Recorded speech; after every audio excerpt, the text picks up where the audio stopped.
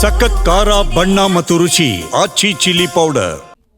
RCB ಅಭಿಮಾನಿಗಳಿಗೆ ಸರ್ಕಾರ good news ನೀಡಿದೆ. ಚಿನ್ನಸ್ವಾಮಿ ಸ್ಟೇಡಿಯಂನಲ್ಲಿ ಪಂದ್ಯಗಳಿಗೆ ಅಸ್ತು ಎನ್ನಲಾಗಿದೆ. ಅಂತಾರಾಷ್ಟ್ರೀಯ ಮತ್ತು ಐಪಿಎಲ್ ಪಂದ್ಯಗಳು ಆಡುವುದಕ್ಕೆ ಸದ್ಯ ಈಗ ಪರ್ಮಿಷನ್ ದೊರಕಿದೆ. ಕರ್ನಾಟಕ ರಾಜ್ಯ ಕ್ರಿಕೆಟ್ ಸಂಘಕ್ಕೆ ಅನುಮತಿ ಸಿಕ್ಕಿದೆ. ಐಪಿಎಲ್ ಪಂದ್ಯಗಳಿಗೆ ಗೃಹ ಇಲಾಖೆ ಗ್ರೀನ್ ಸಿಗ್ನಲ್ ಕೊಟ್ಟಿದೆ. ಕೆಎಸ್ಸಿಎಗೆ ನಿಯಮ ಮತ್ತು ಷರತ್ತುಬದ್ಧ ಅನುಮತಿಯನ್ನ ನೀಡಲಾಗಿದೆ.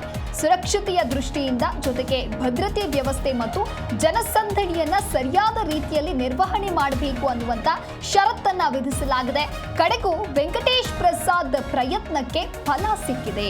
ಸ್ಟೇಡಿಯಂನಲ್ಲಿ ಪಂದ್ಯವನ್ನ ಆಯೋಜನೆ ಮಾಡೋದಕ್ಕೆ ಈಗ ಅನುಮತಿ ಸಿಕ್ಕಿದ್ದು ಐಪಿಎಲ್ ಪಂದ್ಯಗಳ ಆಯೋಜನೆಗೆ ಗೃಹ ಇಲಾಖೆ ಅಸ್ತು ಅಂದಿದೆ. ಚಿನ್ನಸ್ವಾಮಿ ಕ್ರೀಡಾಂಗಣದಲ್ಲಿ ನಡೆದ ಕಾಲ್ತುಳಿತ ಪ್ರಕರಣ ಅಭಿಮಾನಿಗಳಿಗೆ ಶಾಕ್ ಮೇಲೆ ಶಾಕ್ ಅನ್ನ ಕೊಟ್ಟಿತ್ತು. ಒಂದು ಕಡೆ 11ಕ್ಕೂ ಹೆಚ್ಚು ಮಂದಿ ಮೃತಪಟ್ಟಿದ್ರೆ ಇನ್ನೂ ಹಲವು ಜನರು ಗಂಭೀರವಾಗಿ ಗಾಯಗೊಂಡಿದ್ರು. ಇದರ ಪರಿಣಾಮ ಚಿನ್ನಸ್ವಾಮಿ ಕ್ರೀಡಾಂಗಣದಲ್ಲಿ ಪಂದ್ಯಗಳ ಆಯೋಜನೆಗಳಿಗೆ ಬ್ರೇಕ್ ಬಿದ್ದಿತ್ತು. ಆದರೆ ವೆಂಕಟೇಶ್ ಪ್ರಸಾದ್ ಅವರ ಅಧ್ಯಕ್ಷತೆಯ ಹೊಸ ಕೆಎಸ್ಸಿಎ ಪದಾಧಿಕಾರಿಗಳ ತಂಡ ಸತತ ಮಾತುಕತೆಯ ಮೂಲಕ ಇದೀಗ ಮತ್ತೆ ಚಿನ್ನಸ್ವಾಮಿಯಲ್ಲಿ ಪಂದ್ಯ ಆಯೋಜನೆಗೆ ಸಜ್ಜಾಗಿದೆ. ಕಾಲ್ತುಳಿತದ ಘಟನೆಯಿಂದ ಕ್ರೀಡಾಂಗಣದಲ್ಲಿ ಪಂದ್ಯಗಳ ಆಯೋಜನೆಗೆ ಒಂದು ಕಡೆ ಬಿಸಿಸಿಐ ಹಿಂದೇಟನ್ನ ಹಾಕಿದ್ರೆ ಮತ್ತೊಂದು ಕಡೆ ರಾಜ್ಯ ಸರ್ಕಾರ ಕೂಡ ನಿರ್ಬಂಧವನ್ನ ಹೇರಿತ್ತು. ಇದೀಗ ಸರ್ಕಾರ ನೇಮಿಸಿದ್ದಂತ ಸಮಿತಿ ಸಾಧಕ ಬಾಧಕಗಳ ಪರಿಶೀಲನೆಯನ್ನ ಮಾಡಿ ಪಂದ್ಯ ಆಯೋಜನೆಗೆ ಗ್ರೀನ್ ಸಿಗ್ನಲ್ ನೀಡಿದೆ. ಹಾಗಾಗಿ ಆರ್ಸಿಬಿ ಅಭಿಮಾನಿಗಳಿಗೆ ಇದು ಒಂದು ರೀತಿ ಗುಡ್ ನ್ಯೂಸ್. ಬೆಂಗಳೂರಿನ ಚಿನ್ನಸ್ವಾಮಿ ಕ್ರೀಡಾಂಗಣದಲ್ಲಿ ಐಪಿಎಲ್ ಸೇರಿದಂತೆ ಅಂತಾರಾಷ್ಟ್ರೀಯ ಪಂದ್ಯ ಆಯೋಜನೆಗೂ ಕೂಡ ಸರ್ಕಾರದ ಸಮಿತಿ ಗ್ರೀನ್ ಸಿಗ್ನಲ್ ನೀಡಿದೆ. ಇನ್ನು ಈ ಕುರಿತು ಕರ್ನಾಟಕ ರಾಜ್ಯ ಕ್ರಿಕೆಟ್ ಸಂಸ್ಥೆಯೂ ಕೂಡ ಅಧಿಕೃತವಾಗಿ ಘೋಷಣೆಯನ್ನ ಮಾಡಿದೆ.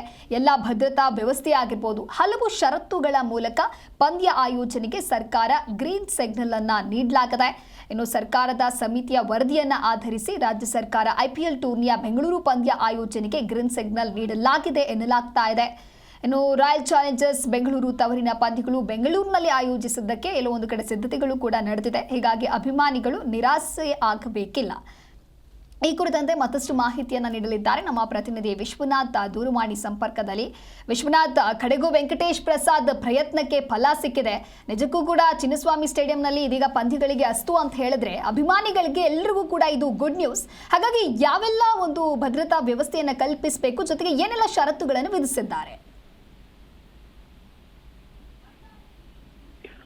ದಿವ್ಯಾ, ಚಿನ್ನಸ್ವಾಮಿ ಕ್ರೀಡಾಂಗಣದಲ್ಲಿ ಐಪಿಎಲ್ ಪಂದ್ಯಗಳು ನಡೆಯುತ್ತಾ ಇಲ್ವಾ ಅನ್ನೋ ಒಂದು ಅನುಮಾನಗಳು ಇಷ್ಟು ದಿವಸ ಇತ್ತು. ಆದ್ರೆ ಯಾವಾಗ ವೆಂಕಟೇಶ್ ಪ್ರಸಾದ್ ಅವರು ಆಯ್ಕೆಯನ್ನ ಆಗ್ತಾರಲ್ಲ, ಆಯ್ಕೆಯಾದಂತಹ ಸಂದರ್ಭದಲ್ಲಿ ಈಗ ಅಧ್ಯಕ್ಷರಾಗಿ ಆಯ್ಕೆ ಆದ ಮೇಲೆ ಸಾಕಷ್ಟು ಓಡಾಟವನ್ನ ನಡೆಸಿದ್ರು ಅವರ ಇಡೀ ತಂಡವೇ. ಈ ಇಡೀ ತಂಡ ಓಡಾಟವನ್ನ ನಡೆಸಿ ಹೋಮ್ ಮಿನಿಸ್ಟರ್ನ ಭೇಟಿ ಆಗೋದಾಗಿರ್ಬಹುದು, ಅದೇ ರೀತಿಯಾಗಿ ಸಿಎಂ ಅವ್ರನ್ನ ಭೇಟಿ ಆಗೋದಾಗಿರ್ಬಹುದು, ಅದೇ ರೀತಿ ಗೃಹ ಸಚಿವರನ್ನು ಕೂಡ ಭೇಟಿ ಮಾಡಿದ್ರು. ಮತ್ತು ಪೊಲೀಸ್ ವತಿಯಿಂದಲೂ ಕೂಡ ಅಂದ್ರೆ ಕಮಿಷನರ್ ಆದಿಯಾಗಿ ಬೇರೆ ಬೇರೆ ಹಿರಿಯ ಅಧಿಕಾರಿಗಳ ಜೊತೆನೂ ಕೂಡ ಮಾತುಕತೆಯನ್ನ ನಡೆಸಿದ್ರು. ಈ ಒಂದು ಮಾತುಕತೆ ಈಗ ಫಲಪ್ರದವಾಗಿದೆ. ಕರ್ನಾಟಕ ಸರ್ಕಾರ ಮತ್ತು ತಜ್ಞರ ಪರಿಶೀಲನಾ ಸಮಿತಿ ಏನಿದೆ, ಎಲ್ಲಾ ಸಂಬಂಧಪಟ್ಟ ರಾಜ್ಯ ಸಂಸ್ಥೆಗಳಿಗೆ ಅವರ ಮಾರ್ಗದರ್ಶನ ಅಂದ್ರೆ ಏನು ಮೊನ್ನೆನೂ ಕೂಡ ಚಿನ್ನಸ್ವಾಮಿ ಕ್ರೀಡಾಂಗಣದಲ್ಲಿ ಒಂದು ಪರಿಶೀಲನೆಯನ್ನ ನಡೆಸಲಾಗಿತ್ತು. ಮತ್ತು ಭದ್ರತೆಗೆ ಏನಲ್ಲ ಅಂದ್ರೆ ಕಾಲ್ತುಳಿತ ಪ್ರಕರಣವಾದ ಮೇಲೆ ಏನಾದ್ರೂ ತೊಂದರೆ ಆಗಬಾರದು ಅನ್ನೋ ಒಂದು ಹಿನ್ನೆಲೆಯಲ್ಲಿ ಎಲ್ಲಾ ರೀತಿಯಾದಂತಹ ಪರಿಶೀಲನೆಯನ್ನು ಕೂಡ ನಡೆಸಲಾಗಿತ್ತು. ಮತ್ತು ಕರ್ನಾಟಕ ಸರ್ಕಾರದ ಗೃಹ ಇಲಾಖೆಯಿಂದ ಈಗ ಚಿನ್ನಸ್ವಾಮಿ ಕ್ರೀಡಾಂಗಣದಲ್ಲಿ ಅಂತಾರಾಷ್ಟ್ರೀಯ ಮತ್ತು ಐಪಿಎಲ್ ಪಂದ್ಯಗಳನ್ನ ಆಯೋಜನೆ ಮಾಡೋದಕ್ಕೆ ಕರ್ನಾಟಕ ರಾಜ್ಯ ಕ್ರಿಕೆಟ್ ಸಂಸ್ಥೆ ಕೆಎಸ್ಸಿಎಗೆ ಅನುಮತಿ ನೀಡಿದೆ ಅನ್ನೋದನ್ನು ಕೂಡ ಈಗ ಅಧಿಕೃತವಾಗಿಯೇ ಕೆಎಸ್ಸಿಎ ವತಿಯಿಂದ ಪ್ರಕಟಣೆಯನ್ನು ಹೊರಡಿಸಲಾಗಿದೆ. ಸರ್ಕಾರ ಮತ್ತು ಸಂಬಂಧಪಟ್ಟ ಅಧಿಕಾರಿಗಳು ಸೂಚಿಸಿದಂತಹ ನಿರ್ದಿಷ್ಟ ನಿಯಮಗಳು ಮತ್ತು ಷರತ್ತುಗಳ ಅನುಸರಣೆ ಅಂದ್ರೆ ಭದ್ರತೆ ವ್ಯವಸ್ಥೆ, ಈ ಯಾವುದೇ ರೀತಿಯಲ್ಲೂ ಕೂಡ ಹೆಚ್ಚಿನ ಫ್ಯಾನ್ಸ್ ಬಂದಂತಹ ಸಂದರ್ಭದಲ್ಲಿ ಯಾವ ರೀತಿ ನಿಯಂತ್ರಿಸಬೇಕು, ಟಿಕೆಟ್ ಮಾರಾಟವನ್ನ ಯಾವ ರೀತಿ ಮಾಡಬೇಕು, ಭದ್ರತಾ ವ್ಯವಸ್ಥೆನ ಯಾವ ರೀತಿ ನಡೆಸಬೇಕು, ಮತ್ತು ಬ್ಯಾರಿಕೇಡ್ಗಳನ್ನ ಯಾವ ರೀತಿ ಅಳವಡಿಸಬೇಕು, ಮತ್ತು ಕ್ರೀಡಾಂಗಣದಲ್ಲಿ ಯಾವ ರೀತಿಯಾದಂತಹ ಸಿದ್ಧತೆಗಳನ್ನ ಮಾಡ್ಕೊಳ್ಬೇಕು, ಭದ್ರತಾ ವ್ಯವಸ್ಥೆಗಳನ್ನ ಕಂಪ್ಲೀಟ್ ಆಗಿ ಯಾವುದೇ ರೀತಿಯಲ್ಲೂ ಕೂಡ ಎಷ್ಟೇ ಜನ ಬಂದರೂ ಅಹಿತಕರ ಘಟನೆಗಳು ನಡೆಯದಂತೆ ಯಾವ ರೀತಿಯಾದ ಕಣ್ಗಾವಲನ್ನ ಇಡಬೇಕು, ಸುರಕ್ಷತೆ, ಭದ್ರತೆ, ಜನಸಂದಣಿ ನಿರ್ವಹಣೆ ಎಲ್ಲವನ್ನೂ ಕೂಡ ಯಾವ ರೀತಿ ಮಾಡ್ಕೊಳ್ಬೇಕು ಅನ್ನೋದನ್ನು ಕೂಡ ಸರಿಯಾದಂತಹ ಸೂಚನೆ ಮತ್ತು ಮಾರ್ಗಸೂಚಿಯನ್ನ ಕೊಡಲಾಗಿರುವಂತದ್ದು. ಈಗ ಸದ್ಯಕ್ಕೆ ಇವೆಲ್ಲದಕ್ಕೂ ಕೂಡ ಕೆಎಸ್ಸಿಎ ಸಿದ್ಧತೆಯನ್ನ ಮಾಡಿಕೊಂಡಿದೆ. ಮುಂದಿನ ದಿನಮಾನಗಳಲ್ಲಿ ನಡೆಯುವಂತಹ ಇಂಟರ್ನ್ಯಾಷನಲ್ ಪಂದ್ಯಗಳಾಗಿರ್ಬೋದು, ಐಪಿಎಲ್ ಪಂದ್ಯಗಳಾಗಿರ್ಬೋದು ಎಲ್ಲವೂ ಕೂಡ ಚಿನ್ನಸ್ವಾಮಿ ಕ್ರೀಡಾಂಗಣ ನಡೆಯುತ್ತೆ.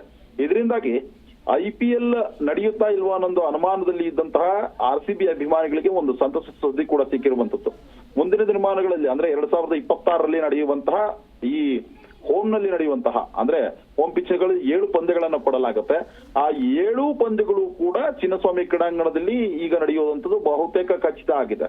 ಕಾಲ್ತುಳಿದ ಪ್ರಕರಣದ ನಂತರ ಏನು RCB ಮ್ಯಾನೇಜ್ಮೆಂಟ್ ವಿರುದ್ಧವಾಗೂ ಕೂಡ ಪ್ರಕರಣ ದಾಖಲಾಗುತ್ತೆ, KSE ಅಧಿಕಾರಿಗಳ ವಿರುದ್ಧವಾಗೂ ಕೂಡ ಪ್ರಕರಣ ದಾಖಲಾಗಿತ್ತು.